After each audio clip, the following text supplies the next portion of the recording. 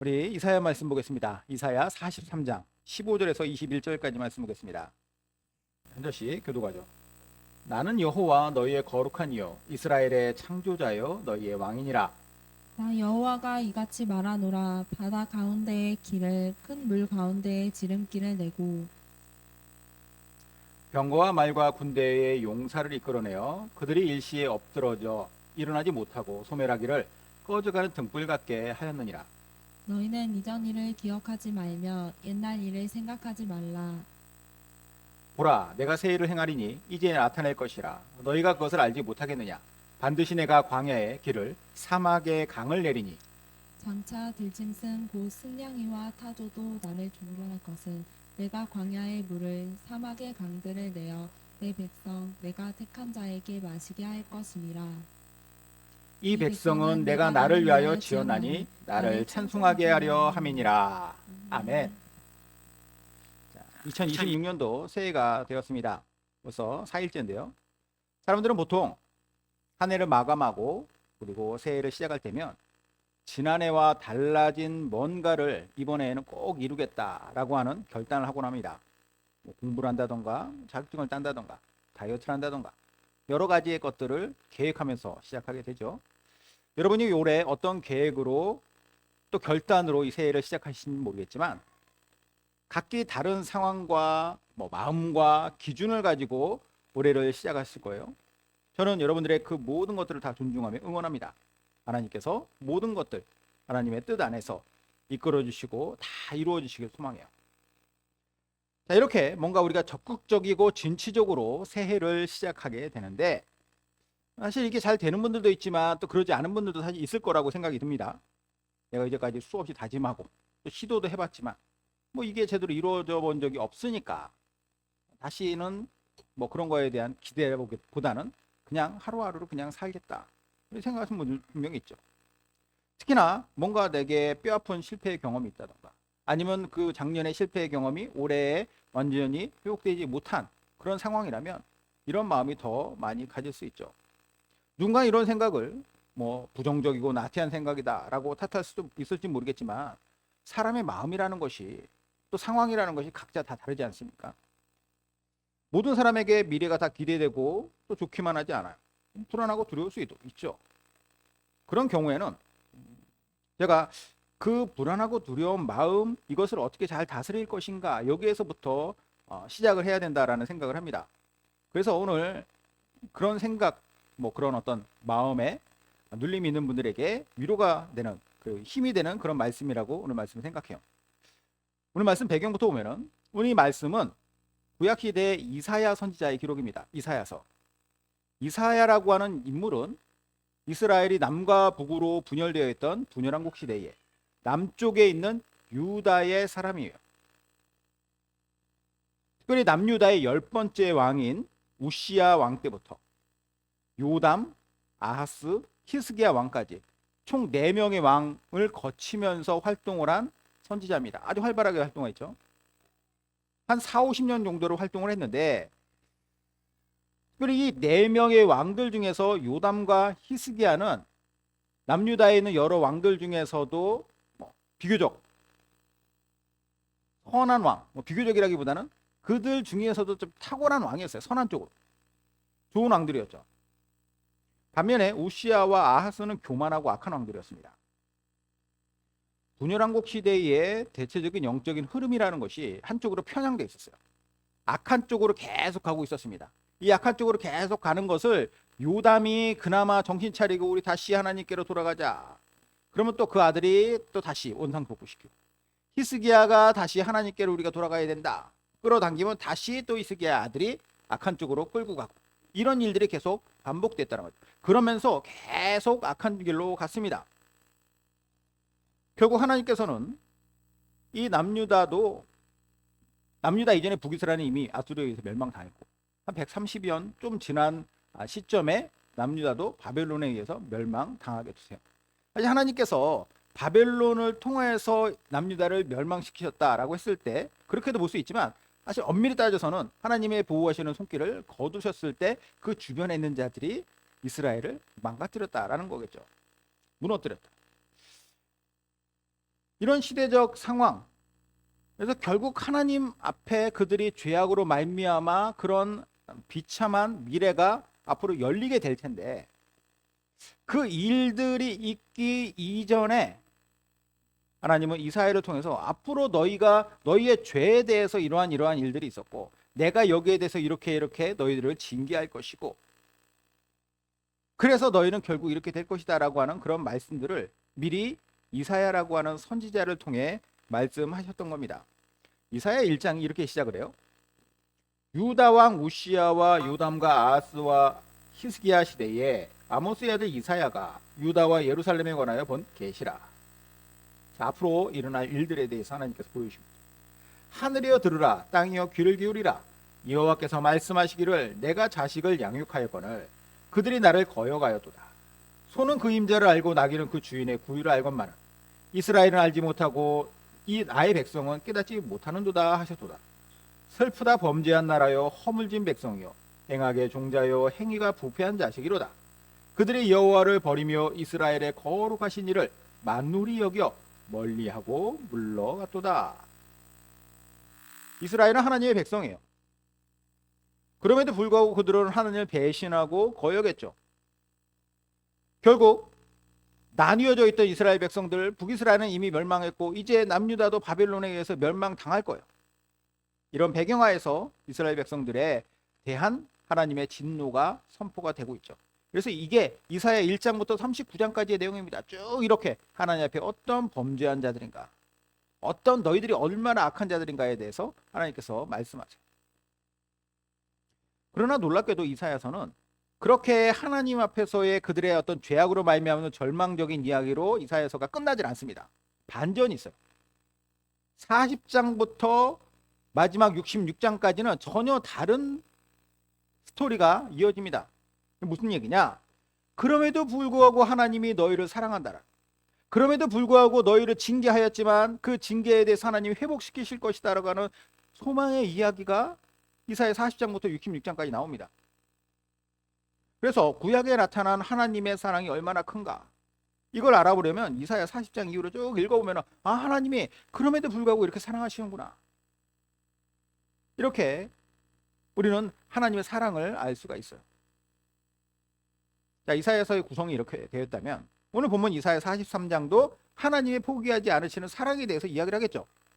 특히나 오늘 본문을 보면은 이제 나라가 망하게 될 이스라엘, 남유다죠, 엄밀히 따지면 우리 개인으로 치면은 인생이 완전히 망가져서 회복 불능의 상태로 그런 심각한 상황에 처하는 일이 발생했다라고 쳤을 때 하나님께서는 그럼에도 불구하고 포기하지 말아라, 인생 포기하지 말아라, 이스라엘 백성들에게는 너희 포기하지 말아라 라고 말씀하시는, 내가 장차 이렇게 너희들을 회복시키겠다.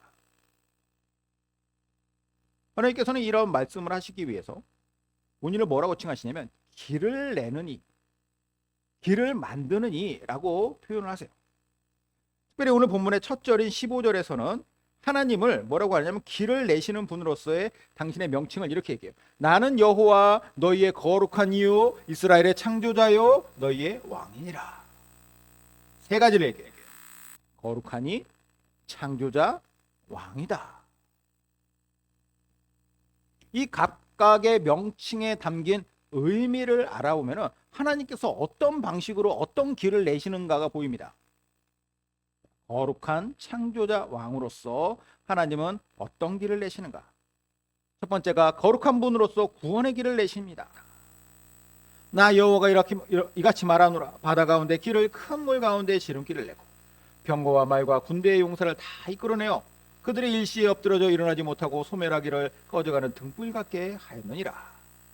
자, 여기 보면은 바다 가운데 길을 내었다, 큰 물 가운데 지름길을 냈다, 이렇게 표현하시는데요. 여기서 말하는 지칭하는 여기 바다, 큰 물, 이건 뭐냐? 두말할 것도 없이 홍해를 뜻합니다. 왜냐? 그 뒤에 있는 이야기를 보면 알 수 있죠. 홍해의 이야기야. 이스라엘 백성들이 출애굽한 지 얼마 안 돼서 이 백성들을 다 잡아 죽이겠다고 분노한 이집트의 파라오가 자기의 병거 군사를 이끌고 이들을 쫓아옵니다. 그 당시에 근동에서 가장 강한 군대가 바로 이 이집트의 병거 전차 군단이었습니다. 그들이 오고 있다라는 사실을 이제 이스라엘 백성들이 행군을 계속 이렇게 광야 속으로 이제 들어가다가 그 얘기를 듣고 나서 이들이 어떻게 합니까? 한시라도 이들로부터 빨리 벗어나야만 우리가 목숨을 부지할 수 있다라고 당연히 여길 수밖에 없죠. 근데 문제가 있어요. 저들은 말을 타고 병거를 타고 쫓아오지만 이스라엘 백성들은 모세의 지휘하에 어떻게 합니까? 그들은 걸어서 움직여 있어요. 더군다나 그들의 숫자가 200만 명이나 됩니다. 늦은 상황이에요. 그들이 출발했다라고 하는 이야기, 왜냐하면 출애굽한 지 얼마 되지 않은 시점이니까 그들이 도망갈 속력이 나질 않는다는 거죠. 여기에 더해서 그들의 앞에는 뭐가 있느냐? 홍해가 가로막혀 있습니다. 뒤에서는 성난 바로의 군대가 쫓아오고 있고 앞에서는 더 이상 나아갈 수 없는 바다가 막혀 있고, 그나마 뭐 그러면 양옆으로 퍼져가지고 도망가면 되지 않습니까? 그래 봐야, 그렇게 흩어져 봐야 다 이집트 군사에 밥이 될 수밖에 없는 거죠. 칼과 창에 다 죽을 수밖에 없는 이런 상황입니다. 하나님께서 하신 일이 뭐냐? 홍해를 가르셨다라는 거예요. 구원의 길을 내셨다. 이 길은 아예 없던 길입니다. 누가 거기에 바다의 길이 있으리라 생각했겠습니까? 그런데 하나님이 길이 없으니 바다에 길을 내어서 그들을 그 길을 통하여서 건너가게 하시어 그들을 살리셨다. 오직 하나님만 할 수 있는 일이죠. 게다가 그냥 바다에 길만 놓으셨다라고 한다면 건너편에 그들이 갔다 할지라도 그들을 쫓아오는 그 이집트 군사가 그들을 다 건너와서 죽일 수 있지 않습니까? 그런데 하나님은 이스라엘 백성들을 다 건너게 하신 뒤에 다시 그들을 쫓아가기 위하여서 그 홍해 길로 들어선 이집트 병사들을 다 수장시키셨다라는 거죠. 우연히 일어난 기적이 아니에요. 의도적으로 그들을 살리기 위하여 길을 내셨고 의도적으로 그들을 쫓아오는 자들을 진멸하기 위하여 길을 덮으셨다. 근데 이 일을 누가 했다라고 얘기했냐? 거룩하신 이가, 거룩하신 하나님께서 하셨다라고 합니다. 거룩이란 뭐냐? 기본적으로 거룩이란 완벽하게 구별된 본질적으로 다른 존재라고 하는 의미입니다. 거룩이라는 것은. 우리가 보통 거룩하면은 이제 뭐 예전에 뭐 장로님들 그런 분 생각나요. 거룩한 목소리부터도 거룩한 홀리고 있어. 그런 거룩이 아니라 거룩이라고 하는 것은 구별됨이에요. 하나님께만 온전한 구별됨이 가능하죠. 그래서 피조물과는 다른 창조주, 죄악된 존재와는 다른 죄 없는 존재, 이게 거룩입니다. 하나님의 능력과 정결과 사랑은 그것을 감히 흉내내 갈 수는 있겠지만 그것을 따라잡을 수는 없는 거예요. 완벽하게 구별된 존재. 이사야가 처음에 하나님의 임재를 경험하고 계시를 받은 순간, 어느 순간에 하나님께서 이사야를 부르셨지 않겠습니까? 그 순간을 이사야 6장에 이렇게 기록합니다. 우시야 왕의 죽던 해에 내가 본즉 주께서 높이 들린 보좌에 앉으셨는데 그의 옷자락은 성전에 가득하고 스랍들이 모시고 섰는데 각기 6날개가 있어 그 둘로는 자기 얼굴을 가리었고 그 둘로는 자기 발을 가리었고 그 둘로는 날며 서로 불러 이르되 거룩하다 거룩하다 거룩하다 만군의 여호와여 그의 영광이 온 땅에 충만하도다 하더라.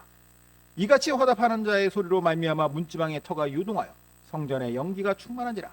그때에 내가 말하되 화로다 나여 망하게 되었도다. 나는 입술이 부정한 사람이요 나는 입술이 부정한 백성 중에 거주하면서 만군의 여호와이신 왕을 배웠음이로다 하였다. 자, 우시야 왕이 죽던 해. 그러니까 이사야가 처음 사역을 시작하는 때는 사실 우시야 왕이 죽던 그 해부터 했어요. 4명의 왕들 중에서 한 명은 사실 실제적으로는 그의 이사야의 사역 기간 동안에 포함되기도 좀 애매하긴 하죠. 이때 처음 이사야가 하나님의 부르심을 받았는데 성전에서 그가 보고 들은 것은 무엇이냐? 높이 들린 보좌에 하나님께서 앉아 계신데 그 옷자락은 성전에 가득하였고 스랍들 천사들이 날아다니면서 뭐라고 하느냐? 거룩하다 거룩하다 거룩하다. 하나님의 거룩하심을 천사들이 아무리 강조해도 부족하다라는 거예요. 이때 이사야의 반응은 나 같은 죄인, 완벽하게 구별된 존재인 거룩하신 하나님을 배웠으니 나 같은 자가 그런 분 앞에 섰으니 나는 이제 나에게는 화가 맺힐 것이다. 나는 이제 죽었구나. 이런 말이에요. 아주 정직한 반응이죠. 하나님의 거룩하심이란 우리가 감히 상상하거나 범접할 수 없는 수준인 거죠. 온 우주의 창조자이자 주인이시니까 당연하겠죠. 그런 거룩하신 하나님께서 뭘 했다고 말을 하냐?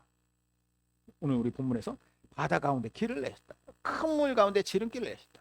원래는 길이 아예 없던 곳에 길을 내셔서 그들을 구원받게 하셨다라는 거예요. 그리고 그 구원은 그 뒤를 쫓아오는 구원받지 못하게 하려고 하는 자들의 소나기에서 완벽하게 벗어날 수 있는, 왜냐? 그 자들은 결국은 결코 이들을 잡아낼 수 없었으니까. 그렇게 구원하셨다는 것. 이거 어디서 많이 들어본 이야기 같지 않습니까? 하나님께서 우리를 구원하신 방식이에요. 거룩하신 하나님께서 거룩한 어린 양 예수 그리스도를 보내사 우리의 죄를 다 사해 주셨어요.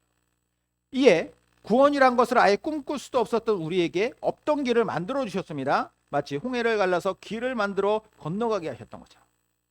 예수님도 스스로를 뭐라고 얘기하느냐? 내가 곧 길이요 진리요 생명이니 나로 말미암지 않고는 아버지께로 올 자가 없느니라. 예수님이 자신을 길이라고 하세요. 어떤 길? 구원을 위하여서 갈 수 있는 길. 이처럼 예수님에 의해서 구원받을 수 있게 된 우리가 구원을 빼앗길 수 있느냐? 구원을 빼앗길 수 없다라고 얘기해요. 왜 빼앗길 수 없느냐? 뒤에 쫓아오는 구원을 빼앗으려고 하는 자들의 그 힘이 구원을 시키시는 이의 힘보다 결코 강할 수 없기 때문에, 그러니까 그들을 다 그냥 수장시키고 엎어버림으로써 그들을 멸망시킨 거죠. 구원을 낚아챌 수 없다라는 거예요. 빼앗을 수 없다. 자, 다시 시작으로 돌아가면 이러한 구원의 길을 누가 내셨느냐? 온 우주의 유일하신 거룩하신 분이 하셨다. 엄청난 이야기예요. 우리의 구원이라는 것은, 즉 우리가 구원으로 가는 길은 우리가 발견하거나 만들어낸 게 아닙니다. 오직 하나님께서 만들어 주셨어요. 거룩하신 하나님께서 우리를 구원하신 것입니다. 사람들은 흔히 생각해요. 내가 예수님 믿었기 때문에 구원받았다. 그렇죠? 그러나 내가 예수님을 믿었기 때문에 라고 했을 때에 그것은 내 자발적인 능력으로라고 보통 이해하기 쉽고 오해하기 쉬운데 그 오해예요. 왜냐? 내가 예수님 믿은 것도 사실 그 예수님을 우리에게 보내주사 이미 구원의 길을 열어주셨기 때문에, 내가 엄밀히 따져서 내가 예수를 믿었다기보다 내가 예수님을 믿을 수밖에 없게 하셨기 때문에 내가 믿는 겁니다. 즉 홍해의 길을 여셨기 때문에 우리는 그 길을 건너가기만 하면 됐던 것이고, 건너지 않으면 당연히 죽을 수밖에 없으니까. 그러므로 우리는 구원받은 것이다. 근데 이걸 누가 했다? 거룩하신 하나님께서 하셨다. 이게 바로 하나님께서 우리에게 거룩한 이로써 구원의 길을 내시니라고 하는 의미입니다. 자, 두 번째, 창조자로서 새로운 길을 내시는 하나님이시다라고 고백합니다.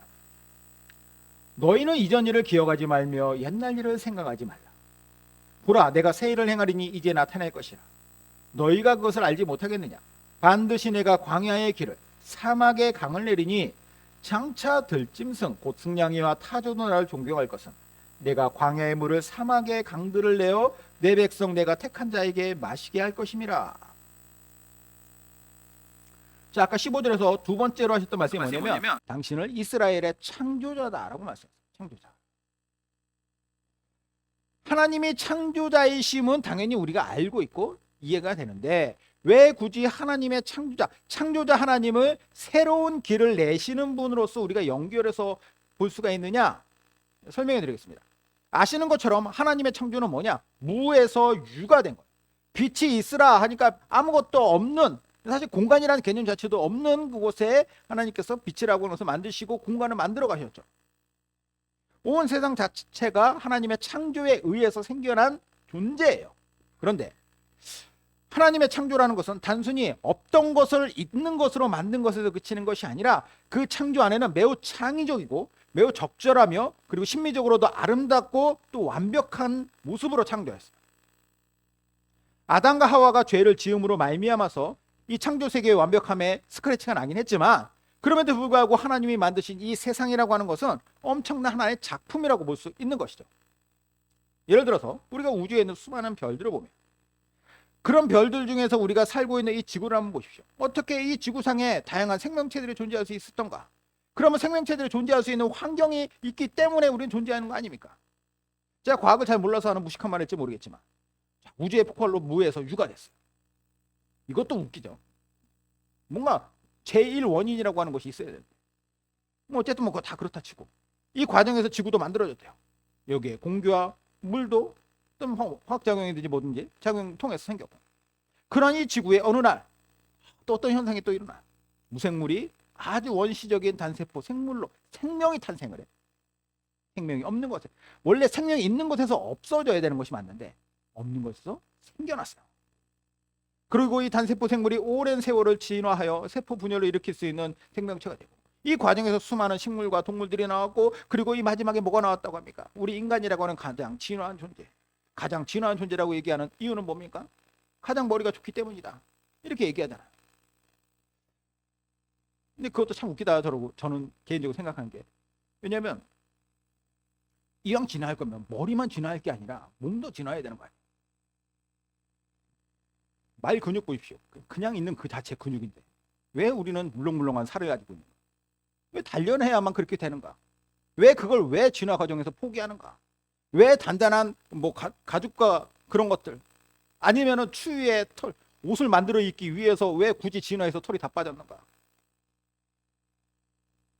왜 굳이 땅에서 달려다니기 위하여서 날개는 없어졌는가? 왜 굳이 물에 빠져 죽을 존재가 되었는가? 이게 다 웃기는 거예요. 여튼, 그러니까 제 입장에서는 사실 이런 진화론을 믿는 것보다 하나님이 하나하나를 아주 창의적이고 적절하고 아름답고 완벽하게 디자인하고 만드셨다라고 하는 것이, 저는 훨씬 더 그것을 믿는 것이 더 합리적이라고 생각을 하는 거죠. 하다못해 우리의 생김새, 우리의 목소리, 우리의 지문 다 다르지 않습니까? 하다못해 나뭇잎사귀 하나의 인맥까지도 하나하나 다 다르게 만드신 분이 창조자라는 거예요. 창조의 능력은 아주 위대하고 또 창의적입니다. 창조주의. 그래서 이런 창조의 하나님께서 뭐라고 하냐? 새로운 길을 내신다. 이 새로운 길을 이야기하실 때 이전 일을 기억하지 말고 옛날 일을 생각하지 말라라고 말씀하세요. 여기서 말하는 이전 일, 옛날 일이라고 하는 것은 문맥상 앞선 홍해 사건을 이야기해요. 홍해를 가르사 그것을 건너가고 막 이렇게 하셨던 거, 왜 이걸 기억하지 말라고 하시는가? 왜 그건 생각도 하지 말라고 하시는가? 실제로 그거는 뭐 너희들 다 잊어버려, 이야기가 아니라, 이 이야기를 하신 이유가 있어요. 이걸 잊고 살라는 것이 아니라 이 과정과 방식에 집착하지 말라는 거예요. 과거에 이렇게 역사했으니까 지금도 동일하게 이렇게 하셔야 돼. 갇힌 사고 속에서. 사실 신앙생활을 하면서 이런 분들 의외로 많이 만납니다. 옛날에 이랬으니까 지금도 이래야 돼. 똑같이 그 일이 반복되어야 된다라고 하시는 분들이 있습니다. 이것은 창조자 하나님의 그 창의성에 대해서 너무 이해가 부족한 생각이죠. 하나님은 수많은 경우의 수를 통하여 일하실 수 있습니다. 과거의 방식을 반복할 수도 있겠죠, 물론. 하지만 전혀 다른 방식으로도 과거의 그 역사를 오늘날에도 이룰 수 있다는 거예요. 결과는 하나님께서 이 결과를 향해서 나아가는 과정을 끊임없이 새롭게 할 수 있다. 다시 보면은 여기 19, 20절에 보라, 내가 새 일을 행하리니 이제 나타낼 것이라 너희가 그것을 알지 못하겠느냐? 반드시 내가 광야의 길을 사막에 강을 내리니 장차 들짐승 곧 승냥이와 타조도 나를 존경할 것은 내가 광야의 물을 사막의 강들을 내어 내 백성 내가 택한 자에게 마시게 할 것임이라. 얼마든지 길을 낼 수 있다. 그 방식은 나의 창조성에 의해서 이루어질 것이다. 광야에 길이 없는 곳에서 내가 길을 낼 텐데 그 길이 꼭 고든 길이라고 생각하지 말고 꾸불꾸불할 수도 있고, 사막에 강을 내서라도, 물이 없으면 강을 내서라도 만들어서라도 내가 너희를 먹여 살리겠다. 하다못해 들짐승들까지도 놀라는 위대한 일을 하나님은 행하신다. 왜 우리는 내가 생각한 어떤 기준, 내가 생각한 프로세스에 하나님을 계속 구겨 넣으려고 하는가? 오히려 나를 하나님의 창조의 능력, 그분의 새로운 길에 오롯이 맡겨드리는 것이 하나님의 백성다운 삶이라는 거예요. 구원의 길을 내신 하나님, 거룩하신 하나님을 믿는 사람들로서 우리는 이렇게 살아야 돼. 광야의 길을 내시는 창조주 하나님께서 얼마든지 내 인생에도, 광야 같은 인생에도 길도 내시고 사막의 강도 내시는 분, 그 개념 안에서 우리가 살아가길 바란다는 거예요. 물론 지금 당장은 아무것도 안 보일 수 있죠. 이 길이 왜 없는가? 가도 끝이 없네. 그러면 이제 보통 어떻게 생각하면 이러다 그냥 끝나겠지라고 생각하는데, 하나님께서 나를 향하여서 아까 말씀드렸잖아요. 구원이라고 하는 하나님의 의지가 있다면, 그 과정 속에서 힘든 일도 분명히 있을 수 있겠으나 그 구원으로 향하여서 나아가는 그 과정 속에서 얼마든지 우리가 생각지도 못했던 놀라운 길들 열릴 수 있다는 거예요. 가도 가도 어둡고 끝이 없네 했는데 나가보니까 터널이었더라. 그러니까 하나님께서 우리의 인생을 그렇게 만들어 가실 것이다라고 하는 것, 그것도 창의적으로 만드실 것이라고 하는 것을 우리는 믿기 바랍니다. 자, 이제 세 번째, 왕으로서 찬송의 길을 내셨다라고 얘기해요. 21절에 이 백성은 내가 나를 위하여 지었나니 나를 찬송하게 하려 함이라. 하나님이 왕이시다라고 했을 때 그 의미는 뭘까요? 왕이라고 하는 주인, 절대적 주체가 된다는 거예요. 절대적 주체. 예로부터 백성은 왕이 누구냐에 따라서 운명이 결정되었습니다. 하다못해 요즘에 대통령만 돼도 국민들의 삶에 아주 큰 영향을 끼치죠. 우크라이나, 러시아 보십시오. 그들이 최고 결정권자가 그렇게 하기로 했으면 백성들은 거기에 의해서 싸움에 동원되고 그것 때문에 얼마나 많은 사람이 죽어나가고, 왕이 얼마나 똑똑하냐, 얼마나 정의로우냐, 얼마나 백성들을 위하느냐는 이런 측면에서 봤을 때 매우 중요한 거예요. 하나님은 어떤 분이시냐? 왕으로서 하나님의 지혜와 공의와 사랑은 우리가 전혀 의심할 필요가 없다고 성경에서 계속 얘기하죠. 지혜롭지 못한 또 권력자의 밑에서 사람들이 얼마나 불안합니까? 정의롭지 못한 권력자 밑에서 사람들이 얼마나 불안해. 사랑이 없고 백성을 사랑하지 않는 권력자 밑에서의 사람들이 얼마나 불안해. 그런데 이 모든 것이 완벽하게 갖춰져 있는 존재라면 그분에 대해서 우리는 당연히 신뢰하고 따라갈 수밖에 없는 것이죠. 우리가 생각할 수 있는 수준을 훨씬 뛰어넘는 존재, 거룩하신 창조주. 그러면 그분 앞에 죄악되고 어리석은 피조물은 우리가 그분을 판단하거나 그분에 대해서 우리가 재단할 필요가 있습니까? 필요도 없고 그것 자체가 이미 죄악이 되는 거죠. 그런데 그 하나님께서 친히 자신의 백성으로 지으셨다라고 해요. 물론 여기서 좀 거슬리는, 보통 사람들 거슬리는 표현이 있죠. 내가 나를 위하여 지었나니. 거슬릴 수 있어요. 왜 나는 하나님을 위해서 지음받았나? 그러나 이것도 어떤 의미로 하신 말인가? 이 말의 본뜻을 이해해야 돼요. 누가 말씀하시는지 먼저 봐야 됩니다. 아까 말씀드렸잖아요. 완벽한 분께서 말씀하세요. 전혀 이상할 것이 없는, 전혀 뭔가 이렇게 자기의만을 위하여서가 아니라 정말 그 피조물을 정말 사랑하는 존재가 나를 위해서 지었다 한다면 그 피조물 입장에서 봤을 때에도 내가 착취당하고 나를 고통주기 위해서, 나를 막 가지고 놀기 위해서 만들었다는 게 아니라 정말로 그 창조주 완벽한 그분을 위하여서 가장 좋은 것이라면 피조물 입장에서도 가장 좋은 것이라는 거예요. 인간이라는 존재가 그렇게 만들어진 거 아닙니까? 하나님께서 같이 함께 하기 위하여서 하나님께서 지으셨다. 하나님을 위한 일로 단연 최고 중에 최고라고 할 수 있는 우리 인간을 만드셨다라는 것. 그리고 그 인간이 할 수 있는 또 최고의 일을 뭐라고 우리는 생각할 수 있냐? 찬송이다라고 말할 수 있어요. 자, 찬송이라고 하는 것도 우리가 여기서도 이 자체의 의미에 대해서, 그러니까 사실 우리가 성경 말씀 잘 이해하려면 어떠한 맥락에서 말씀하셨는 것도 잘 이해해야 되고, 그리고 그 하나하나 단어 안에 어떤 의미가 들어있는지 잘 알아야 돼요.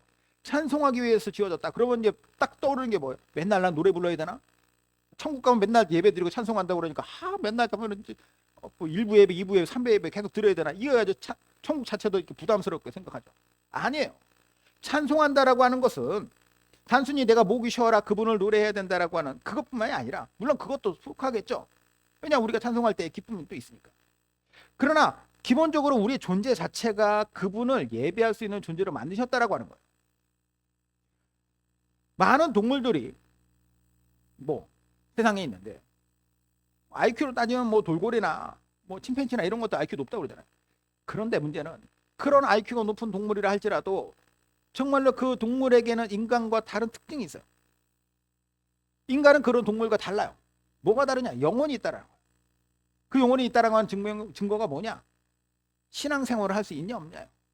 동물이 똑똑하다고 교회 다닙니까? 아니 뭐 갈 수는 있죠. 뭐 세상에 이런 일이 보면은 뭐 절에 가가지고 엎드려 있는 개도 나오고.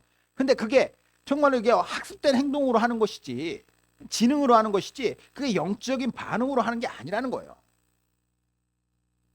그러니까 우리가 우리의 구원의 길을 만드신 하나님, 우리를 만드셨을 뿐만이 아니라 구원하신 그 하나님 앞에서 내가 그분의 행하신 일들에 대해서 인정하고 높여드리는 이 찬송이라고 하는 것은 그분이 온 우주의 주인이심으로 우리에게 이런 일을 할 수 있다는 것 자체가 기쁨이고 영광이라는 거예요. 자, 처음으로 이야기를 다시 한번 돌아가 보죠. 아까 새해를 시작할 때 우리가 기대가 많이 되는 사람도 있지만 이 새해에 대해서 기대보다는 어떤 염려나 두려움이 더 많은 사람도 분명히 있다고 했어요. 처지라던가 상황이라던가 어떤 내 어떤 심리적인 상태에 대해서 따라서 충분히 그럴 수 있죠. 하지만 그럴수록 우리는 그냥 이 문제의 해결책을 나로부터 찾는 것이 아니라 정말로 이 세상의 주인이 누군가에서부터 찾아야 돼요. 하나님으로부터 찾아야 된다는 거죠. 하나님 어떤 분이시냐? 유일한 분, 거룩한 분으로서 우리를 구원해 내신 분입니다. 일단 우리는 구원을 빼앗길 수 없는 구원을 예수님 믿음으로 말미암아서 받았어요. 아까 말했잖아요. 홍해를 가르시고 건너가게 하셨고 그 뒤로 쫓아오는 자들 다 수장시켰다. 제자 훈련을 하면은 이제 사랑의 교회 옥하는 목사님 만드신 교재 보면은 제자 훈련에 뭐라고 써 있냐면 아무도 빼앗을 수 없는 나의 구원이라고 돼 있어요. 누구도 빼앗을 수 없다라는 거예요. 왜냐? 뺏을 수 있는 능력이 없어. 뺏으려고 다가오면 홍해물을 덮어서 아예 수장시켜 버리시는 분이니까 누구도 빼앗을 수 없는 거예요. 또 하나님은 창조자로서 우리가 생각지도 못했던 길을 내십니다. 하나님의 창조의 능력 우리가 무시하면서 의심하면서 살면 되겠습니까? 그럴 필요가 없다라는 거예요. 물론 그런다 할지라도 하나님은 하나님의 방식도 이루하시겠죠. 그런 분을 우리가 믿는다는 거예요. 또 하나님은 우리의 왕으로서 우리로 하여금 찬송할 수 있게 하는 특권을 주셨습니다. 감히 하나님의 백성으로서 내가 그분의 통치를 받으며 찬송할 수 있다는 이 사실 자체가 영광이면 우리가 알아야죠. 내가 이러한 자임을 알고 그런 하나님의 그 인도하심 속에서 그 계획하심 속에서 그 도우심과 보호하심 속에 내가 살아간다? 그러면 내 인생에 대해서 바라보는 관점이 분명히 달라질 거예요. 그렇게 하나님께서 우리를 인도해 가시고 그렇게 우리는 하나님과 함께하면서 우리의 인생 올 한 해도 잘 살아가고 뿐만 아니라 정말 죽는 그 순간까지 그때그때 하나님의 인도하심 속에서 잘 살아갈 수 있다는 거. 이 사실 잊지 마시고 늘 하나님의 백성으로서 당당하게 살아가시기를 주님의 이름으로 축원드립니다. 아멘. 기도하겠습니다.